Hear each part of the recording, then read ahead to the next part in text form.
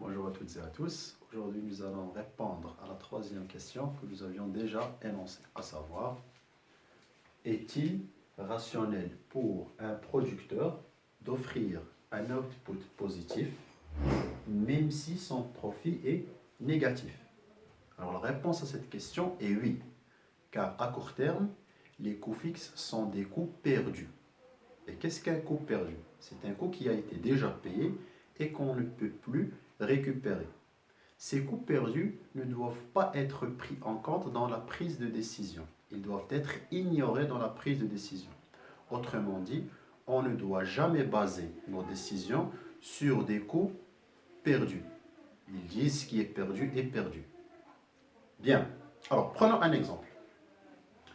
Supposons que les coûts fixes relatifs à la production d'un bien sont de 10 000 dirhams.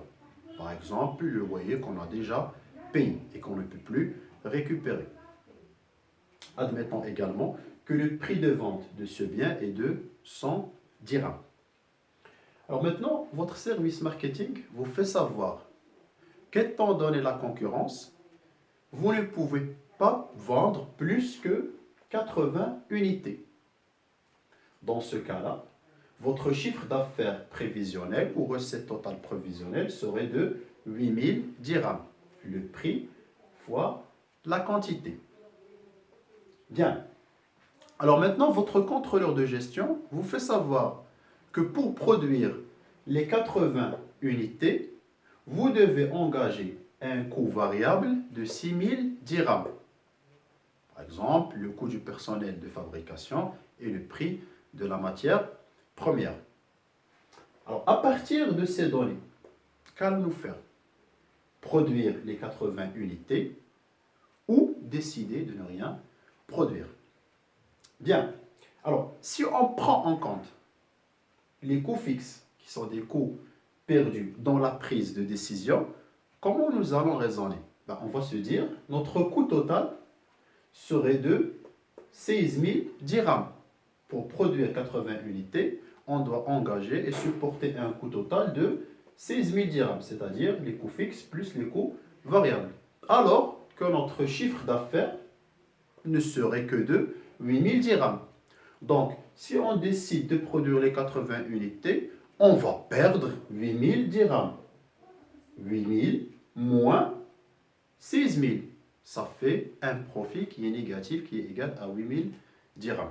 Donc, si je prends en compte les coûts fixes dans ma prise de décision, je vais décider de ne rien produire.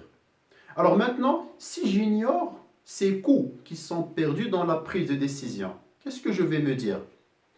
Si je décide de produire les 80 unités, je vais devoir supporter un coût supplémentaire de 6 000 dirhams, qui est égal à la valeur des coûts variables. Parce que le coût fixe, ça y est, il a été déjà engagé. Alors que je vais vendre les 80 unités à 8 000 dirhams. Donc, si je décide de produire les 80 unités, je vais réaliser un bénéfice supplémentaire ou un profit marginal qui est égal à 2 000 dirhams. 8 000 moins 6 000, ça fait 2 000 dirhams. Le raisonnement à la marge. Bien, donc, il serait rationnel pour moi de produire les 80 unités.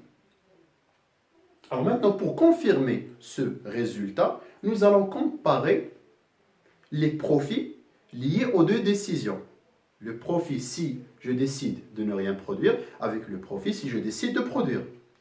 Alors, si je décide de ne rien produire, mon profit total, le profit total, serait égal à moins 10 000.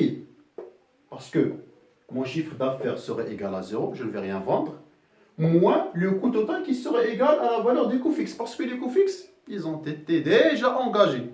Donc 0 moins 10 000, ça fait un profit négatif de 10 000 dirhams. Alors maintenant, si je décide de produire, à quoi serait égal mon profit? Il sera égal toujours à la recette totale qui est égale à 8 000, moins le coût total qui est égal à 16 000. Coût fixe plus coût variable, ça fait 16 000. Donc 8 000 moins 16 000, ça fait une perte de 8 000 dirhams. Qu'est-ce que vous voyez? 8 000 est préféré à 10 000. Vaut mieux perdre 8 000 dirhams que de perdre 10 000 dirhams. Alors, il serait rationnel pour moi d'offrir un output positif, même si mon profit total est négatif. Bien. Alors, à partir de cet exemple, on peut déduire notre règle de décision à court terme. Alors, ici, pour prendre la bonne décision, qu'est-ce que j'ai fait? J'ai comparé ma recette totale avec mon coût variable et j'ai ignoré le coût fixe. Si la recette totale est supérieure au coût variable, comme c'est le cas ici, on a une recette totale qui est égale à 8 000, alors que le coût variable n'est égal qu'à 6 000. Donc, si ce chiffre d'affaires ou recette totale est supérieur au coût variable, je vais produire. Et je sais que la recette totale elle est égale au prix fois la quantité. Donc, le prix fois la quantité devrait être supérieur au coût variable. Si je divise la recette totale et le coût variable par Q, qu'est-ce que j'aurai? P devrait être supérieur au coût moyen variable. Donc, je déciderai d'offrir un output positif à court terme si le prix de vente est supérieur au coût moyen variable. Maintenant, si le prix de vente est inférieur au coût moyen variable, je déciderai de fermer les portes, comme c'est le cas ici. Si le prix devient inférieur au coût moyen variable, je déciderai de fermer les portes. C'est pour cette raison-là qu'on appelle ce seuil-là seuil de fermeture. C'est-à-dire le prix en dessous duquel l'entreprise ferme ses portes. L'entreprise ne serait rentable que lorsque le prix de vente devient supérieur au coût moyen total. C'est pour cette raison-là qu'on appelle ce seuil le seuil de rentabilité, c'est-à-dire le niveau à partir duquel l'entreprise devient rentable.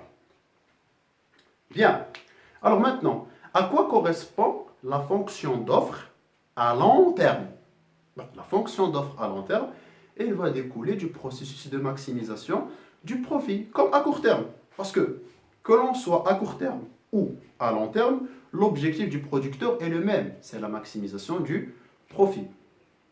Et par conséquent, la quantité qui maximise ce profit est une quantité pour laquelle le prix est égal au coût marginal, et c'est une quantité telle que le coût marginal est croissant. Donc la courbe d'offre à long terme, elle va se confondre avec la partie de la courbe de coût marginal de long terme, partie croissante et supérieure au coût moyen de long terme.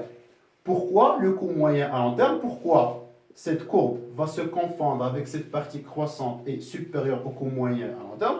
Parce qu'à long terme, on ne peut plus tolérer les pertes. À long terme, il n'y a plus de coût fixe. Il n'y a plus de coût perdu.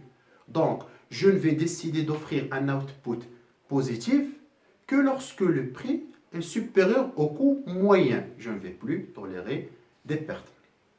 Alors, on arrive au terme de cette dernière capsule relative à la première partie de notre cours de microéconomie 2.